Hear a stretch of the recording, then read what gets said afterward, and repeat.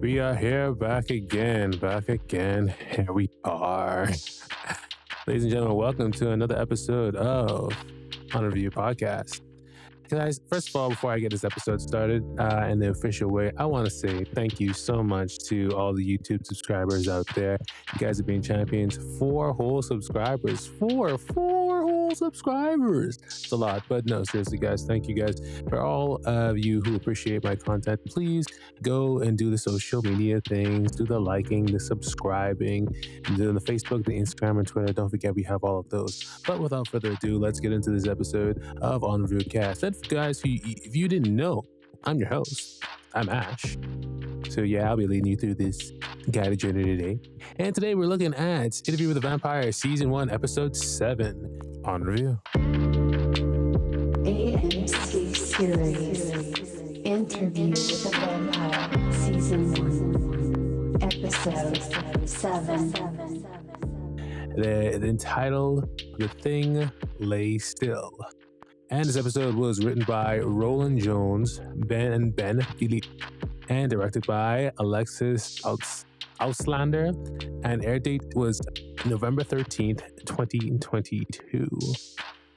And yeah, this is the last episode of the season.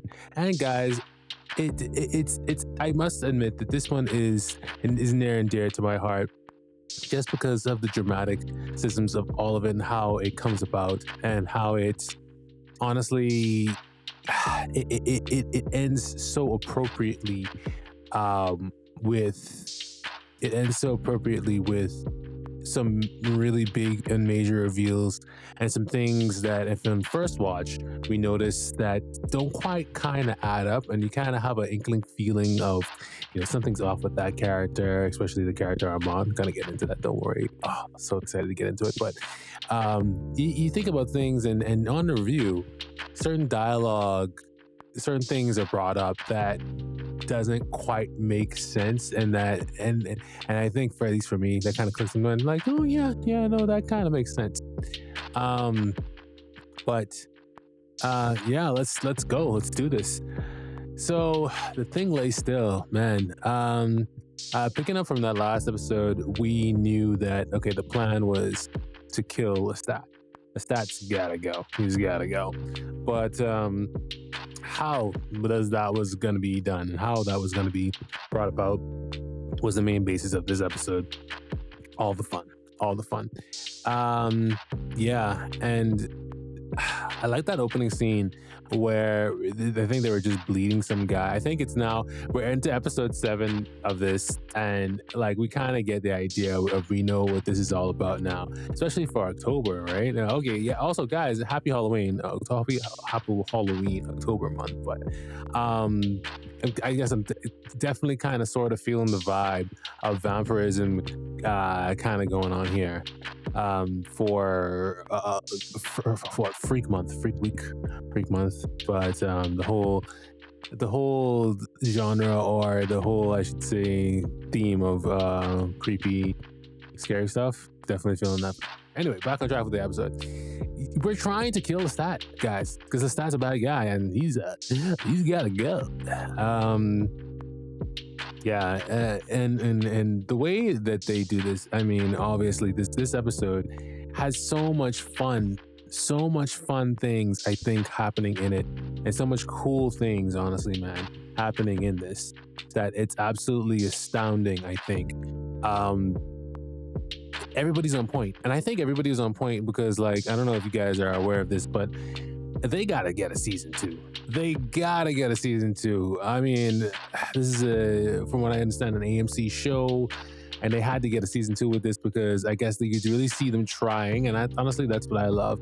Like, I mean, hopefully they avoid that curse of the 5-season TV series run. I wouldn't want to see the show turn into something like, The Walking Dead, but we're not gonna get into that. But yeah, I just hope that it continues being the awesome show that it honestly is. So the opening scenes, we're used to them being vampires. We see them draining this man for blood, and I thought it's so inventive that the way that they were doing it, they were stretching his arm out just to make sure that the blood would flow properly into this like bottle. Never seen I will say this about the show too. The show is very like, man, it's real. It's in your face, and it's like they try to do it to make it as believable as possible. As like, this is what it would be like if a vampire was like real. Like we see vampires, we see them from other shows.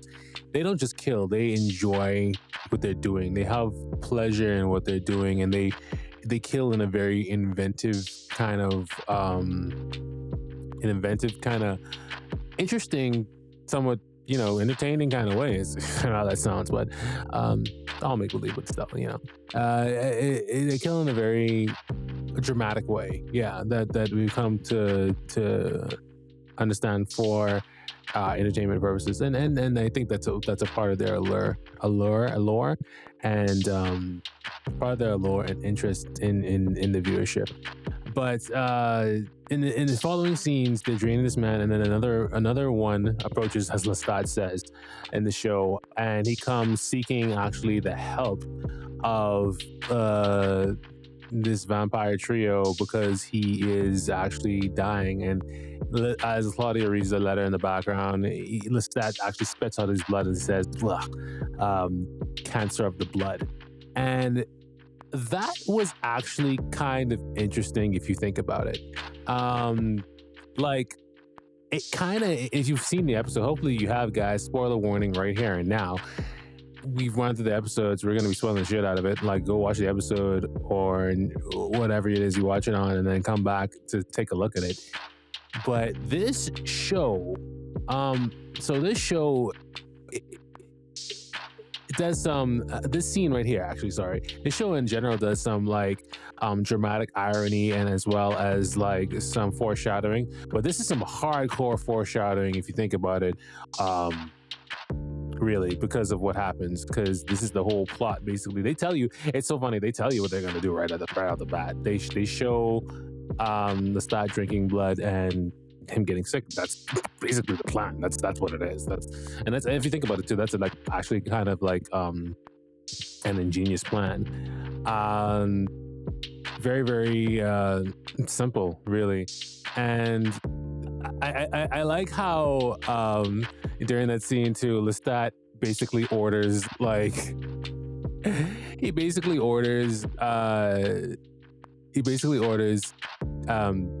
Claudia and Louis to say, he says, "Come to coffin, clean up this mess, come to coffin." And just is the way that I guess, I don't know, I found it funny like how he said it. He's like, "Clean up this mess, come to coffin." It was like, the New Orleans is poisoned now, we have to move or whatever it is, just because like they know, like they're catching on, like it's been a while now and they're catching on to what they essentially are. So, and honestly, it makes sense that after a while, like, think about it, like realistically, like if you're a vampire or if you're generally, some kind of supernatural creature that like doesn't necessarily age in the most traditional sense, people are gonna catch on to some extent. That was kind of like, we saw that a little bit like in the Vampire Diaries with like Stefan, and how he was like not aging and he was just living in Mystic Falls, and people were like, "Well, what the fuck, hold on." And then Stefan was like, no, wait a minute, that was my grandfather, he was the one who did those things or whatever. We look alike, don't worry, we look exactly alike, but that was my grandfather, my great grandfather. It's like bullshit, but like people are gonna catch on. So the idea of potentially moving around actually kind of makes sense to me. I don't know what you guys think. Let me know in the comments. I think it makes sense. It's very believable, like I said before, and it's actually a smart idea on their part. So we actually switch back to the interview that's actually happening between Daniel and Louis, and the idea of killing Lestat and killing vampires in general in this world is actually discussed. This is the first time, and unbelievable, in the season finale, the way that, again, the pacing in this it's good overall. It's in a season overall, it's great. This is the first time that they actually discuss killing a vampire, though, how to kill a vampire. And this actually, it's iconic because they never really had the need to discuss it before, but now they do, and it's yeah, it's something I guess we've never really thought about in this universe because there's so much other dramatic things that was happening and going on. Our attention, our focus is pulled in so many other different directions within these characters, and and the domestic violence within Louis and Lestat. You're so engaged with that. You didn't really think about it. Like, you're so worried about him dying. You don't actually think about, like, well, how does a vampire die? And this is the conversation that Lestat, Louis, and Malloy, the guy that's interviewing him, actually have. And they come to the conclusion that there are essentially only three ways, if you were paying attention in the episode, three ways that they're actually really to kill a vampire. I think is it three? Yeah. This decapitation, fire, burning them, can't hold a soul if they don't have no body. I think that's the line that Louis says. And the body has no, the soul has no container. The soul can't exist if it has no container. And so decapitation, fire, and what was the other one? Starvation of the blood. I thought that was funny because if you guys watch my episodes later, a few episodes back, we actually talk about when Claudia first becomes a vampire. She's like, I'm so hungry. I'm hungry like a child, right? I'm so hungry. I want food. I want some food. I need more food. Is this how vampires die? Is this how they die? In that accent, is this how they die? And ironically, like, at the time we thought it was funny, right, guys? But like, yes, that's how they die. Apparently, that's one of the rules. Yes, but it wasn't anything that we were thinking about. It's just something that, like, was happening in passing. And I guess it kind of makes sense. And I draw back to the Vampire Diaries because, like, I think that's the latest, like, successful thing with the vampires that has happened. In that show, they call it, what's it called? They call it, they desiccate. Yeah, I think that's what it is. I think it's the same thing, but I've never really seen anybody die in the Vampire Diaries from desiccation and not getting blood. There's been a few times where we've seen in the series where Stefan and Damon definitely have been like they've been drained of blood, and you can see them like desiccating, like they're dying, they're turning all gray and shit, and like that effect is actually really, really cool, by the way. But I've never really seen anybody die. And also there's the lore of, like, in their universe, like, if you don't drink, you basically die. So if you don't drink the human blood within a certain number of hours, and during your transition of being a vampire, you essentially die.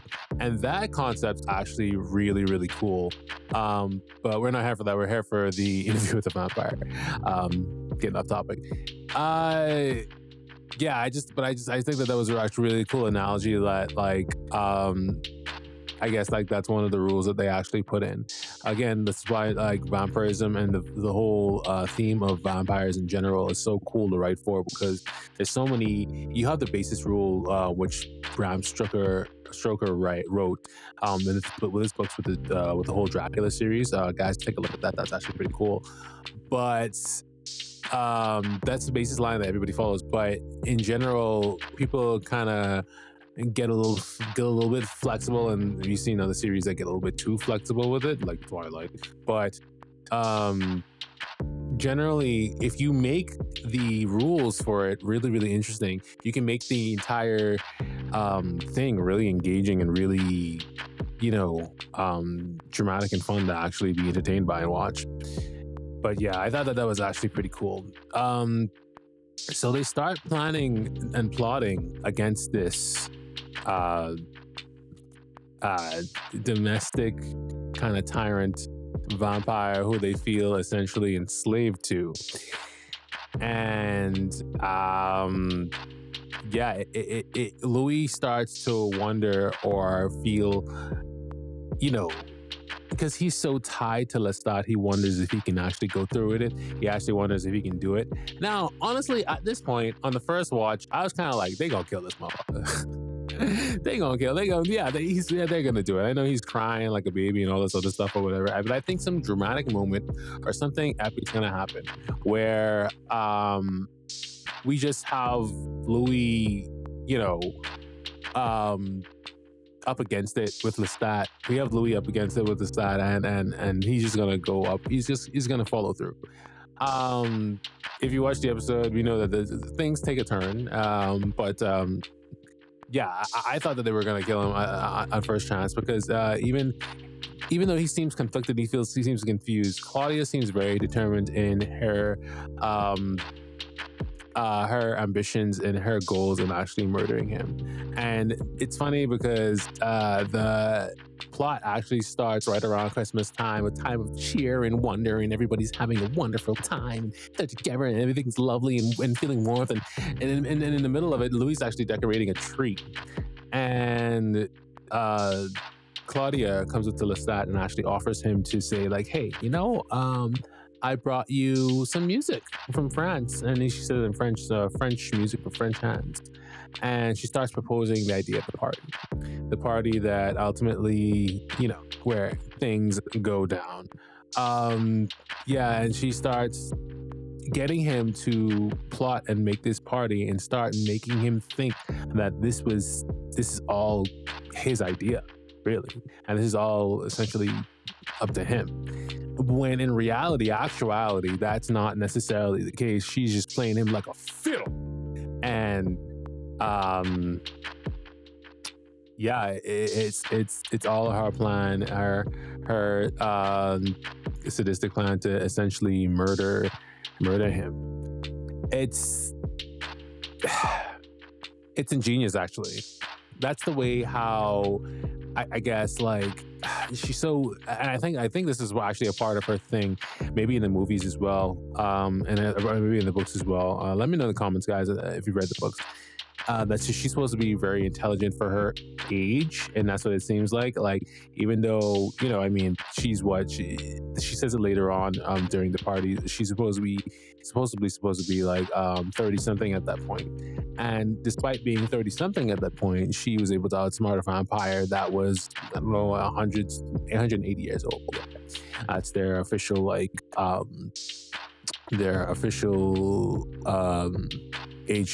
age in ages in dating. Ages in dating. Ages of date. So the entire time, it's so funny because, like, Lestat is like fighting against it. And the telepathy that is shared between Claudia and Louis really proves to be a beneficial thing throughout the plotting of this entire thing. And I guess that's one rule that, like, Lestat didn't necessarily lie about, because I think they stay golden and true to that all the way to the end, that he cannot hear the voices of the people that he has turned into the vampires. I love that scene when so a scene that I actually love is when Lestat makes one of the moviegoers basically lose control. And he starts slapping himself because they were having a conversation, and she was basically essentially trying to shush them.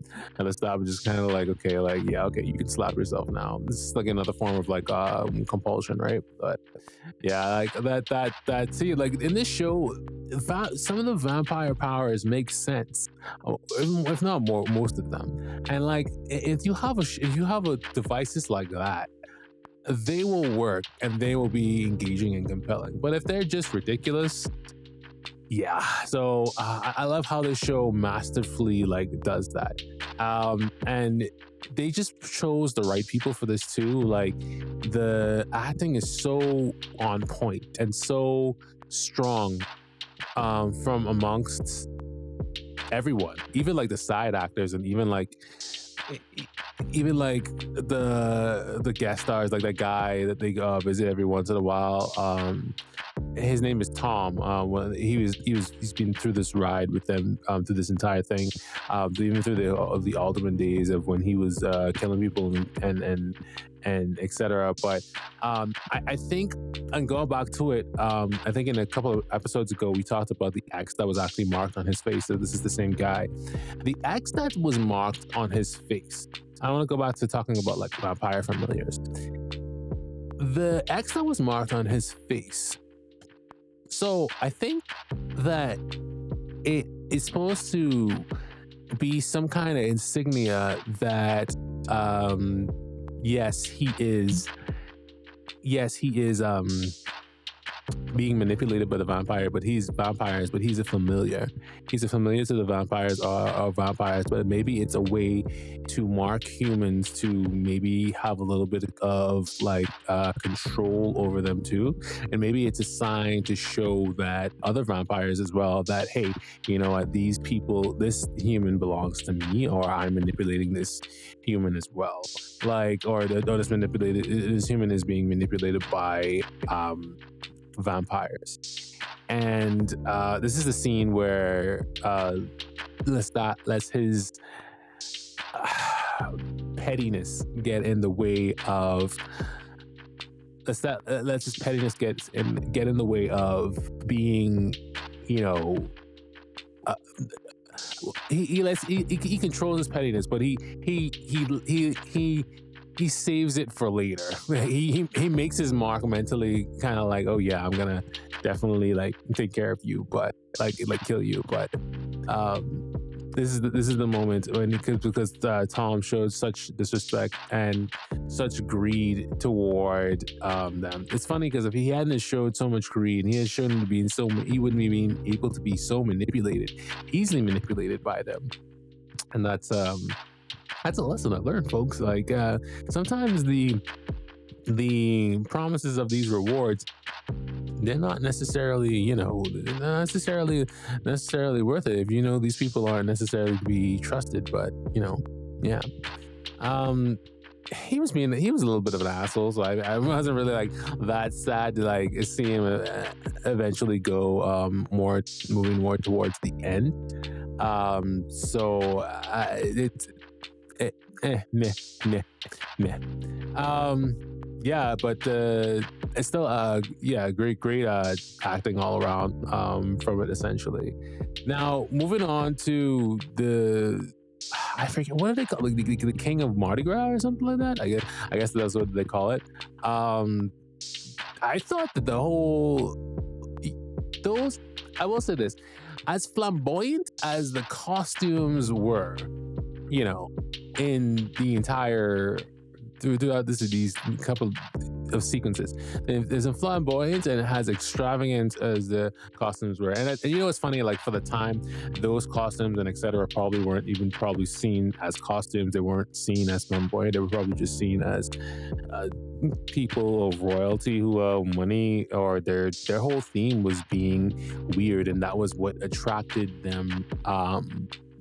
Attracted certain people who wanted to know why these people still didn't age. Essentially, that was the subtext of why they didn't age. They wanted to know and learn the mysteries of what lies between them that keeps them so youthful and keeps them so strong. And that's what Claudia was trying to get Lestat, and did get Lestat to see to eventually throw this party.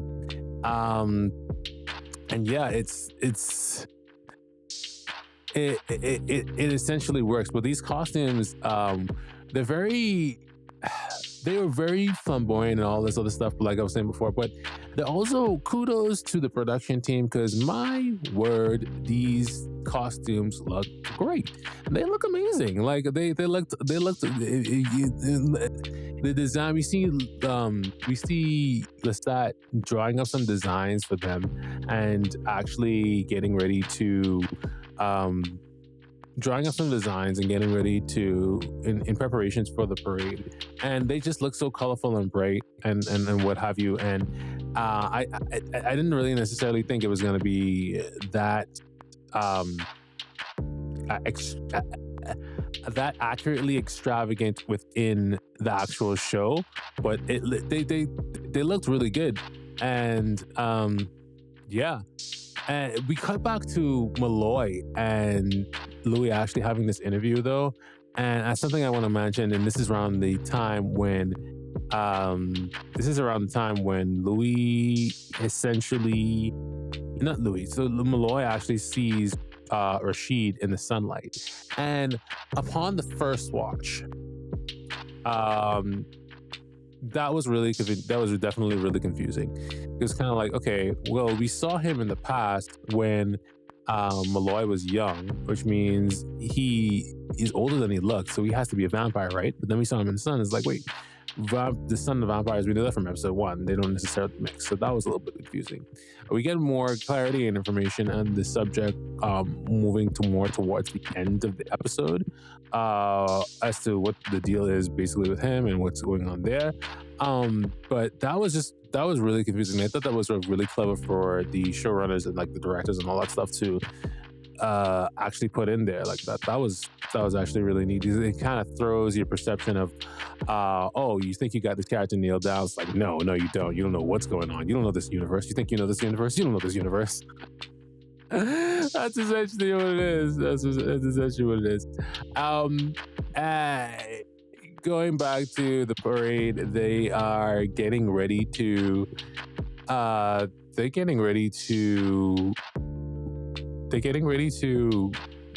put on the ball and concoct this plan. And the way how Claudia has seduced Lestat into going ahead with this party is essentially that he's like, well, Lestat has the idea to say like, okay, well, wait a minute, what if we starve ourselves and then we feast like we never feasted before? I'll actually add some extra spice or some delectable desire towards the hunt that we just essentially cannot resist. And that when he said that line and when he was and that way of thinking and that the whole plan with coming up with actually marking their and this kind of also goes back to the whole familiar thing, which I think, because that's not actually, I haven't read the books, I don't know, guys, so like, again, correct me if I'm wrong, the whole familiar thing with marking on the X, this is why I think that like vampires, I think, are very territorial, and they like to actually mark their victims maybe even beforehand they kill them, and perhaps in a certain way that they kill them to know that it was done by a certain hand. I've noticed that throughout the shows. I think I talked about the Ripper in the Vampire Diaries, how Stefan used to essentially drink people's blood so much and basically eat them so much that their heads would pop off, and how he used to drape them up and pretend that they were alive, and then someone would touch them and their head would essentially fall off. Stuff like that. The theatrics of being a vampire, right? Killing for sport and entertainment. That's basically what it is, really. But yeah, it's seen throughout this show as well, because with the whole plan of marking them with the different bouquets and giving them to them during the ball, so they can eat them for later, essentially. It kind of falls in line with that whole dramatic killing for the dramaticism of essentially everything. And that's further amplified by that whole scene when, oh my God, you guys got to tell me what you think about this, because like, wow, it was intense. On first glance, first watching, it was intense, and then on second watching, it's kind of like, yeah, I remember that's a fake baby. But either way, fake baby or not, when it still looks so friggin' real and so friggin' creepy, and I think that was the point that's the whole that's the whole vibe and theme that they're going for, being weird and being disgusting kind of with this. And I get it, but that was still, I feel like, might be a little bit too much. And I'm talking about the scene when Lestat is presented to the crowd as the king of Mardi Gras, and he bites into the baby, and it's like, whoa. You know what I mean?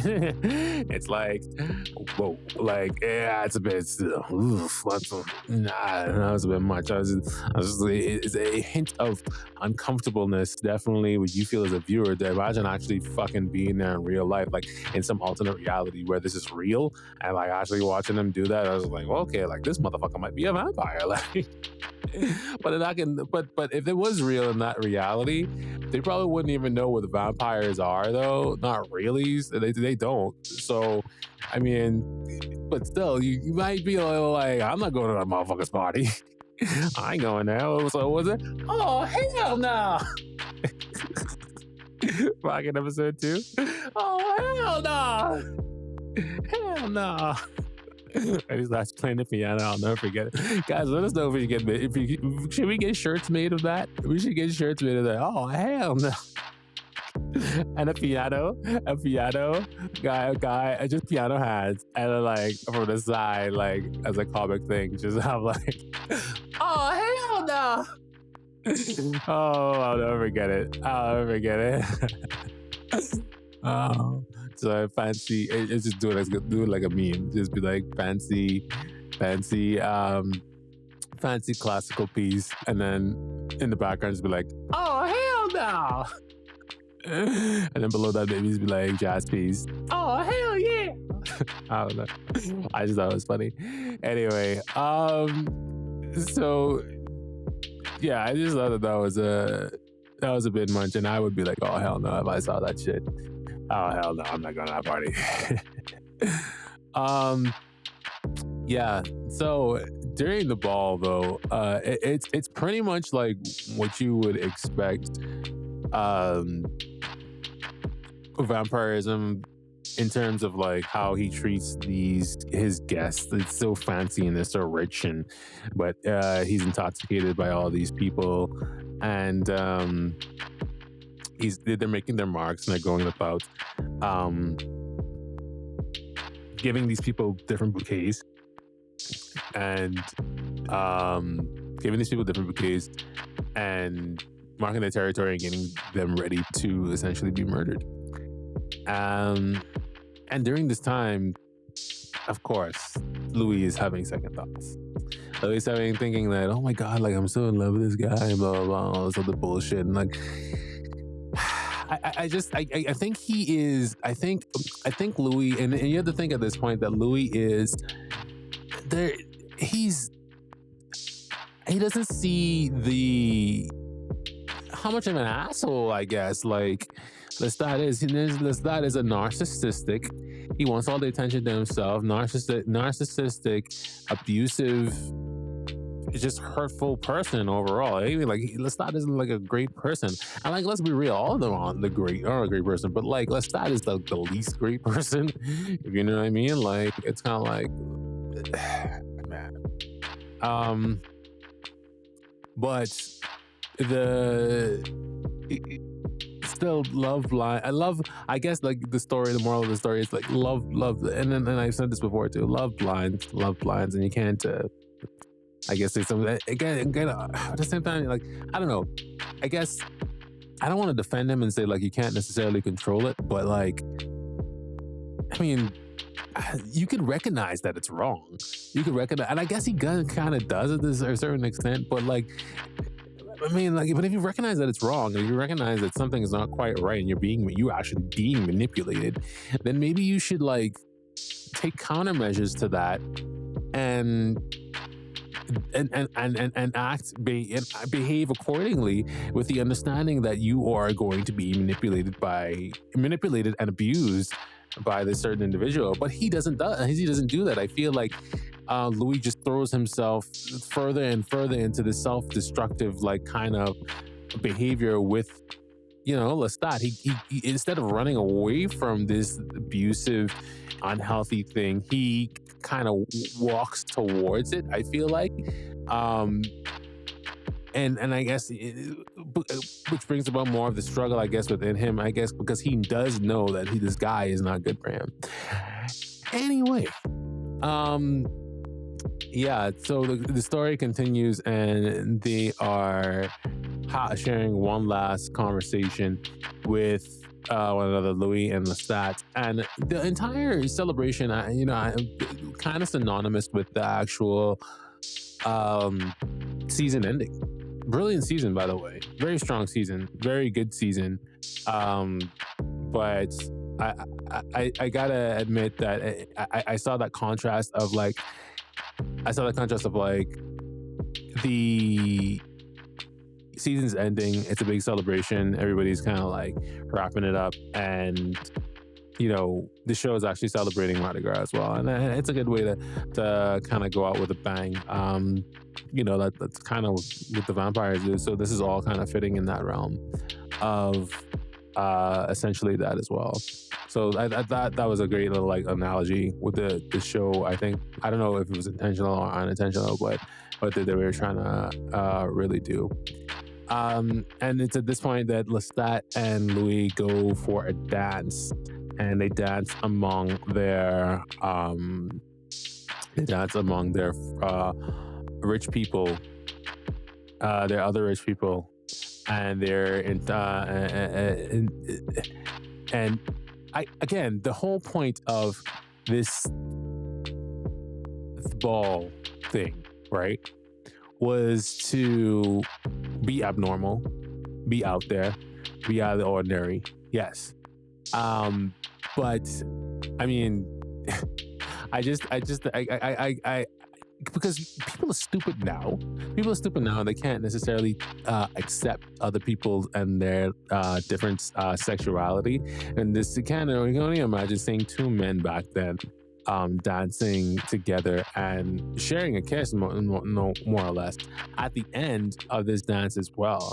I mean, we know people can be bigots and idiots of today.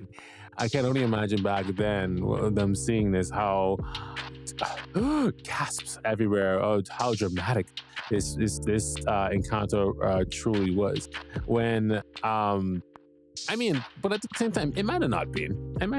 Guys, let me know what you think. It might have not been, because they know where they are at. They're at a masquerade ball full with actually a bunch of weird things around them, and now they're looking at around the room. Filled with a bunch of weird things and other things. But I thought that was very, very, very so surreal, but also interesting to point out. Like, imagine like if you were actually there, and like so appropriately so. Again, the show production wise is so great, because like one of, I think, a couple that's actually watching the two guys like dance as a dance, they're actually like, nope, and they just like and they just kind of like leave the ball, and there's like no breaking that here, and they just at the very sight of two males dancing with one another. I liked how they threw that little bit of realism into that as well. But thankfully during this encounter of being swept up and being so, intoxicated with his love of Lestat, Claudia steps in between Louis and Lestat and asks Lestat if she can take this dance, and starts dancing with Louis. And they have a telepathic conversation. They have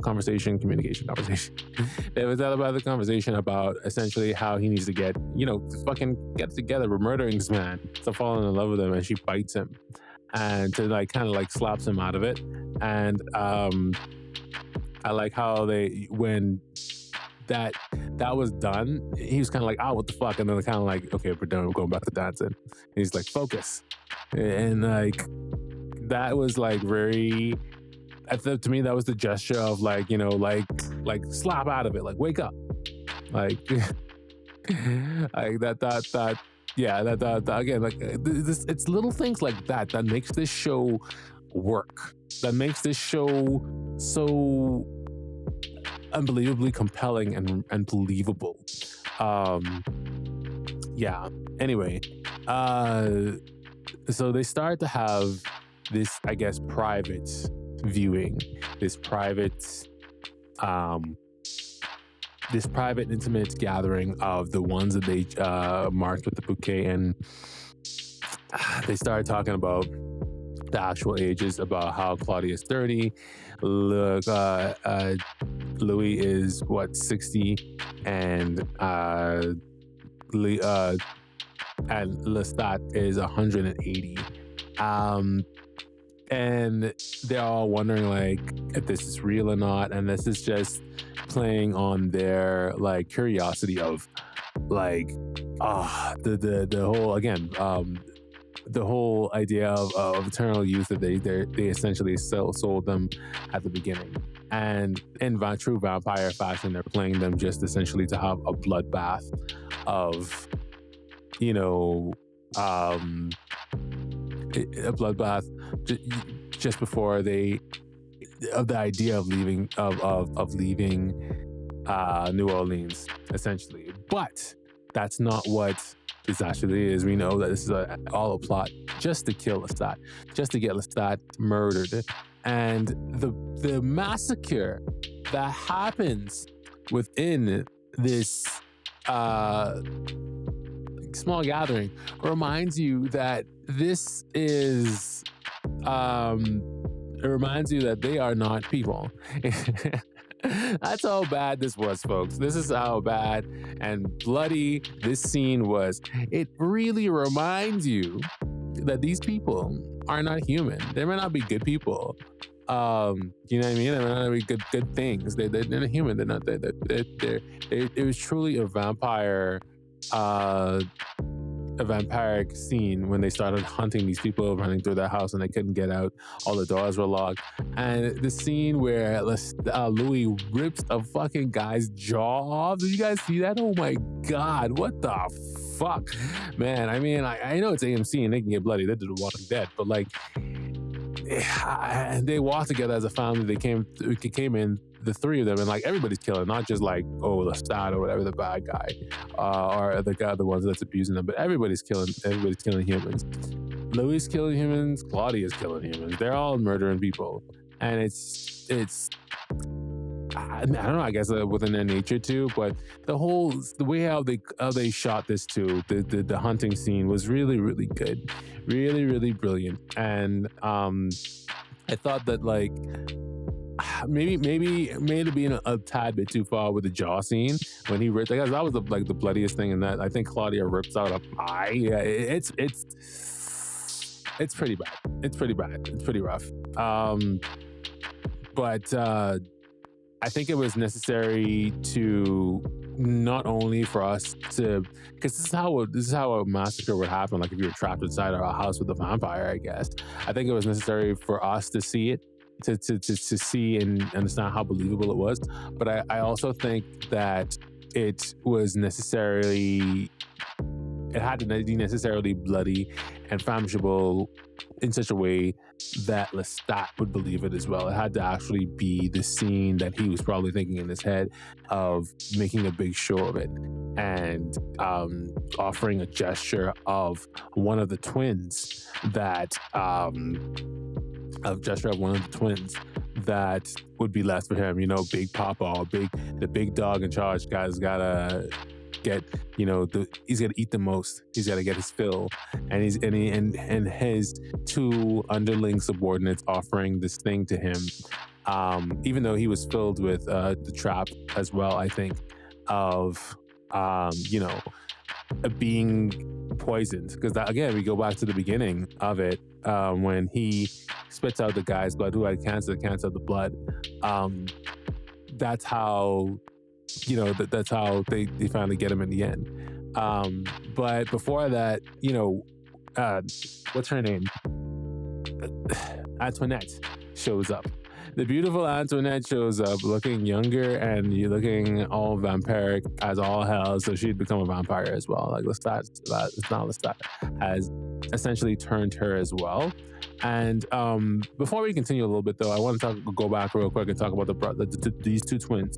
And one of the twins that was offered up to Lestat, they killed one of those twins.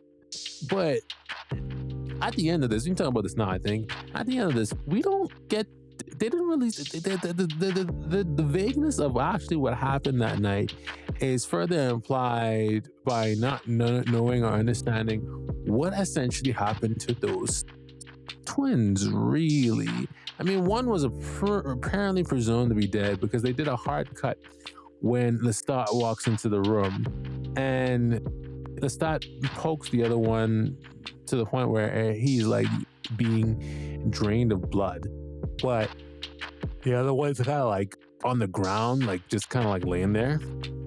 I don't know. It's a little odd. Anyway, I say this because some people were kind of telling me that the twins play a role in the books, and they may potentially play a role in the future seasons. Which that's actually pretty cool if they were able to survive this encounter, and maybe they become cool vampire hunters or something like that, or they become vampires themselves in some kind of weird way. We don't quite know all the rules of this show yet. It's just season 1, so I mean, I wouldn't necessarily be surprised. That's all I'm really saying. But yeah, let's get back to Antoinette. So Antoinette shows up, and everybody's surprised to see this bitch.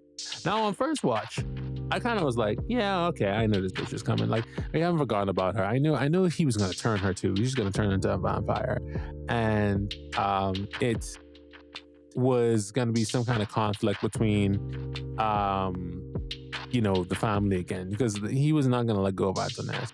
Because, I mean, like, realistically, he might love Louis, but he's bisexual. He also loves girls. He also does like girls. And something that was really interesting that happened.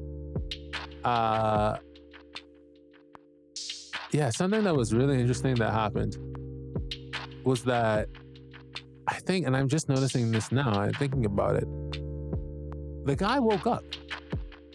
One of the twins woke up. He did. How did that happen? He was presumed to be dead along with his brother. Well, one of the twins was, or maybe he does come back in the series, and maybe he does take a role or a bigger role in the next season.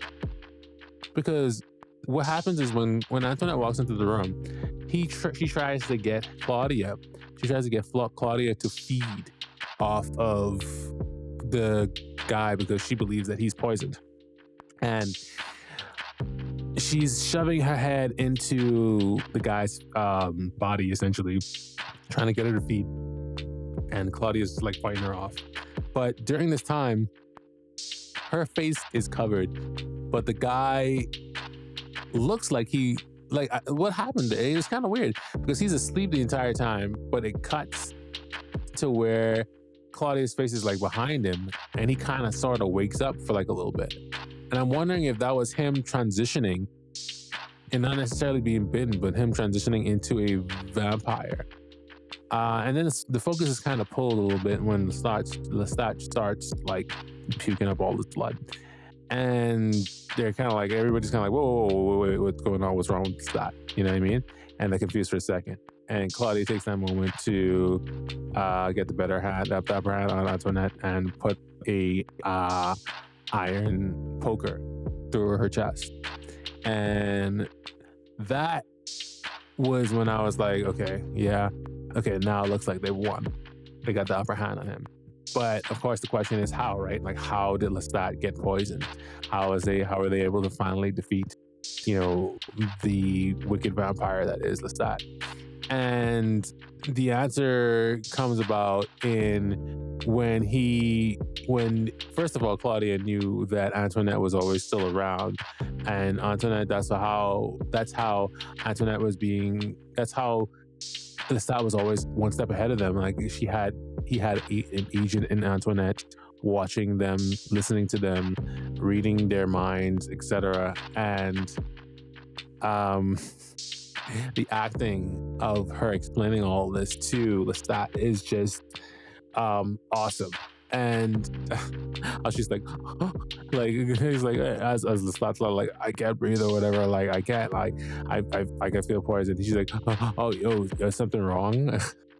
Just like in a very ironic way. I thought that was like that was very Claudia. That was very, like that was very Claudia. And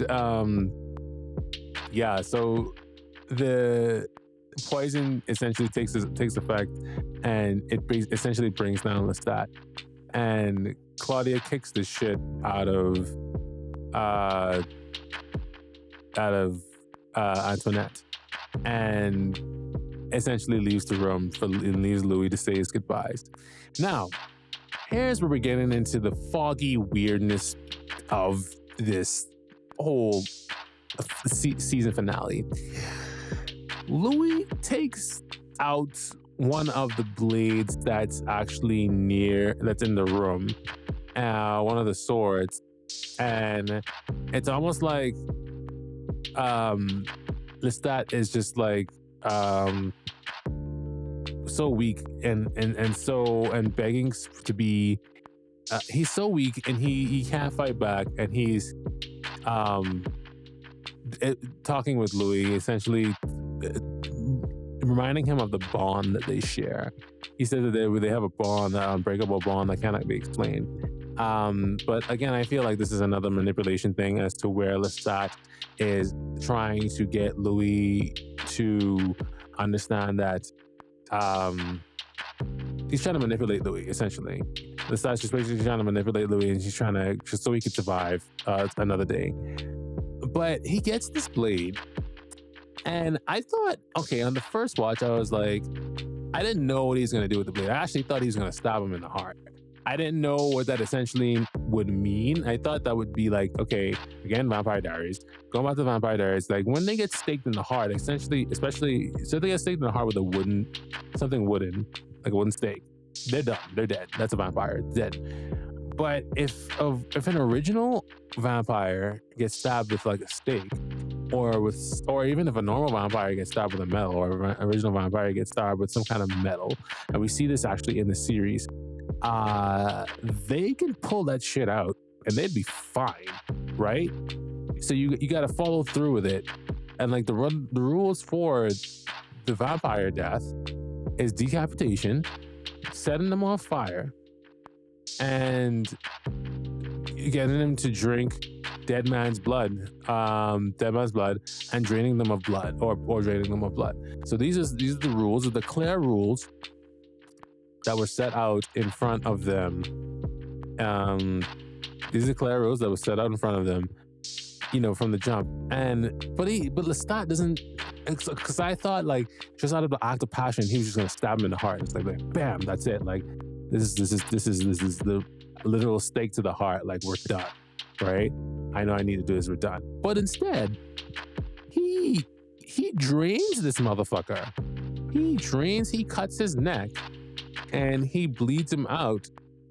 And he says the line of like something like he bled like he was human, or something like that. He bled like the day when he was human.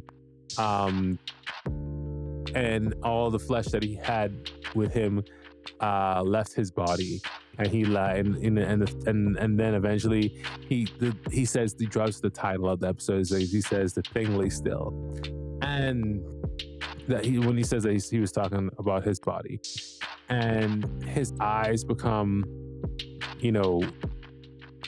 puffy and red, and and Claudia comes back into the room, and she inks her pen in his blood, and Lestat is presumed to be dead. Now, again, on first watch, I was kind of like, okay, so that's how he killing him. But Malloy brings up some points in the next scene that support my disbelief of, like, Lestat being done there. Do you know what I mean? And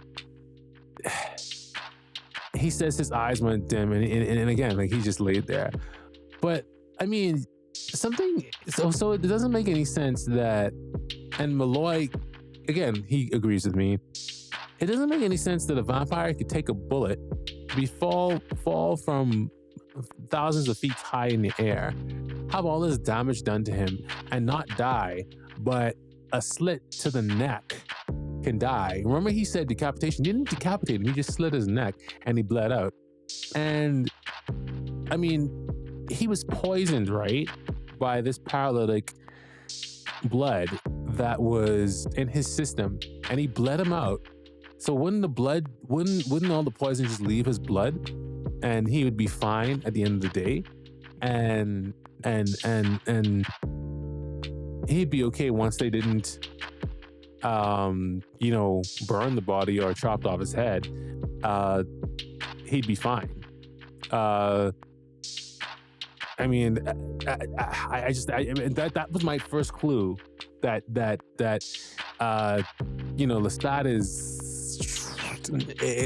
Lestat's fine, and he's fine, and he's been fine, and his story doesn't necessarily end in that way, but it does for Antoinette. Yeah, they burned that bitch. They burned, and they do end up burning Antoinette, for sure. And that was an easy kill for them. They just threw her in the oven, and that was it. But they hesitated with at least the story that Louis starts to tell Malloy is that they hesitated with actually throwing Lestat into the incinerator. And Claudia says, we have to do it. We have to throw him into the incinerator. And even she starts to have doubts of actually throwing him into it. And in that moment, I was kind of like, is she feeling like remorseful for actually doing this in the first place because she actually feels remorseful, or is it because of the sire bond? Because of the sire bond that actually exists between vampires and makers. Because I mean, up to this point, she had no problem doing whatever that she wanted to do, but I guess actually following through and actually committing to destroying her maker, destroying the vampire, destroying her maker, committing to it is a whole different kind of thing. And we go back to the scene where Louis is being interviewed, and that's the same thing, and Malloy starts saying the same thing I was saying. Like, it doesn't make any sense. So what did you do? You didn't want to throw him in the fire. You didn't want to burn him. So what happened? And Louis essentially explains it that he just threw him in his coffin and left him out in the trash. He just left him out there, and he threw him in the coffin, and that was it. And realistically, I was like, wait a minute. Even on the first watch, I was kind of like, that doesn't make any sense. I was like, okay, he's fine, because it doesn't make, even if you leave a vampire, just by vampire rules, have we seen, like, vampires, we know, like, yeah, they need blood. They might need blood to heal, but they heal relatively fast, right? And if you just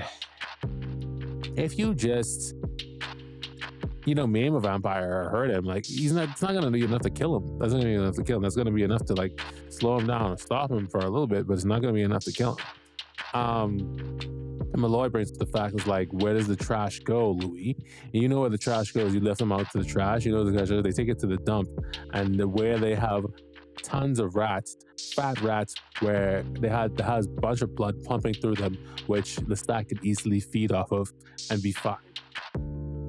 And yeah, that's essentially what they cut to the different scenes of what it essentially is. That Lestat being able to survive off of those rats, and he did. And then he starts questioning Reid. So, like, this is the end of the interview. This is more or less towards the end of the episode. And he starts questioning Reid about the Islamic, his Islamic beliefs and the holidays and all this other stuff. And Reid seems like he's able to answer these questions relatively confidently. And again, on first watch, I will admit that this got me, and I was kind of like, well, why is he asking Reid all these questions? It's like, we still don't know about what he is, and what he is, and what he is, and what he's about. And Louis starts to get defensive about all these things that Malloy has told him. Malloy keeps pushing him, and keeps mentioning the fact that the trash goes to a dump. It doesn't necessarily get burned or incinerated or anything like that. And your plan all along was to, like, let him go, and you chose to let him go. And he kept pushing that and pushing that and pushing that, and to the point where Reid essentially had to step in and Louis basically has to walk away from the interview, and it makes it seem, from the perspective of like, again, this is Interview with a Vampire, like something I mentioned before earlier too, like is this really what the story that actually happened and how it really happened? Because from this we can tell that, you know, Louis wasn't necessarily truthful with certain things towards the end. So how can we trust that this entire journey was as accurate as, you know, he says it to be? You know, and that's something to definitely keep in mind. And definitely keep in mind moving forward. Definitely keep in mind throughout this entire section as well. So off in this other room, Malloy chases after Louis, and Malloy is just basically berating him, telling him that, oh, you're still that pimp who wants to talk to whores, wants just to talk to whores. And you can see in the background, Reid is taking off his contacts and starts to float above Malloy. And he tells him, like, this time I won't protect you. Like I stopped him from killing you, like I stopped him from killing you in San Francisco, and how Louis can be a bit eccentric at times. And Malloy looks at his eyes, and we see him floating. And again, this got me from the first watch, I'll admit to that, because I did not see this coming. I did not see him. I guess maybe the potential of him being a vampire, yes, but they definitely threw me off with all those like switch arounds. Like maybe he's a vampire, maybe he's not a vampire. He's walking in the sun. But he also has an explanation for that. He says, what is a star to a 545-year-old vampire? They lay so much exposition for season 2 that you cannot renew this shit. You cannot renew this shit. We need to know like what else happens in this universe. Like it's so good. Yes, there are the books and stuff, but like put this to film. And he drops a book from him that he drops a book in front of him that denotes all of the vampiric lore of, I guess, back in his day or way back when. And yeah, the line is, what is a 514-year-old vampire to a star? Right? But yeah. And then that's when he lays the book in front of him. And then towards the end, Louis introduces the vampire known as Reid. He's not really Reid. He's like, I'd like to introduce you to the vampire Armand, the love of my life. And when Louis said that, because I knew, again, on the second watch, I knew that, okay, Reid is actually a vampire.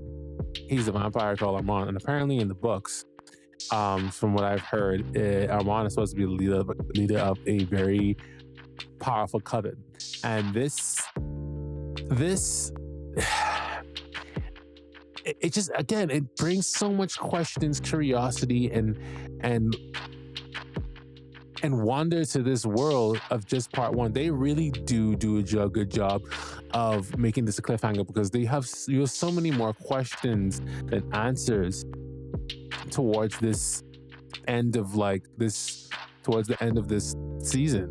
You know, like what happened to Lestat? Where is Lestat right now? How did he get in love with this vampire named Armand? How did Armand get to be the leader of this coven, this vampire coven? How do covens work? Like, I mean, I'm like, all these questions. What happened to that guy? The one of the brothers. Apparently, he's supposed to be in season 2, the twins. But you know what happened? You know what I mean? Like, what happened? So yeah, like all these questions, and but also I noticed, like, I think like towards the end of this episode, I will say that something I think I've come to the conclusion about Louis is that he's not the most healthiest of vampires. He says, even the vampire Armand says, like, oh, Louis acts out sometimes. but he's not the most mentally healthy. Why does he keeps choosing these people, choosing to be in these relationships? I mean, we don't know much about Armand and Rashid. He was under disguise in Rashid as being, you know, as being his assistant. But I can't help but contrast and think that he's just with another vampire. He's just with another vampire again. And the story of how they got together, I'm sure, is a very unique one. But I mean, and he's a leader of a coven of vampires, I'm sure. We don't really know too much about Rashid, and we don't really know too much about, you know, his past and not necessarily how he treats Louis. But I can't help but think, after all that abuse and after everything that we've seen with the Vampire Diaries, everything that we've seen with Interview with the Vampire, that he's with another.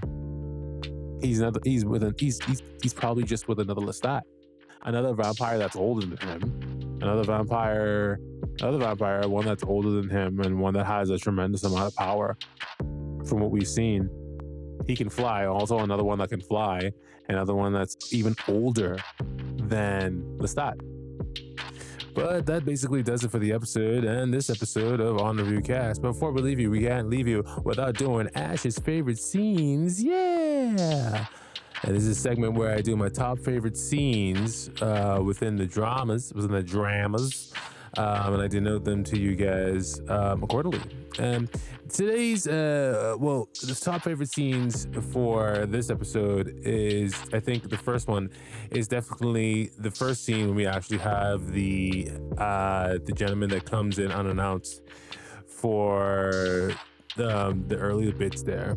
And I think this is one of my favorite scenes just because, well, like, this kind of foreshadows what happens at the end, right? Like, this is like the setup just for... They actually tell you, like, you're wondering, like, how is Lestat going to be taken out? How are they going to deal with Lestat? How are they going to kill Lestat? And this is how they set it up. This is how they tell you right from the start. Like, this is how it's done. For the last episode, you're wondering how it's going to happen. They just immediately give it to you. But we don't see it because it's foreshadowing. The next favorite scene of mine is definitely got to be the massacre that happens within the house. And it just because it's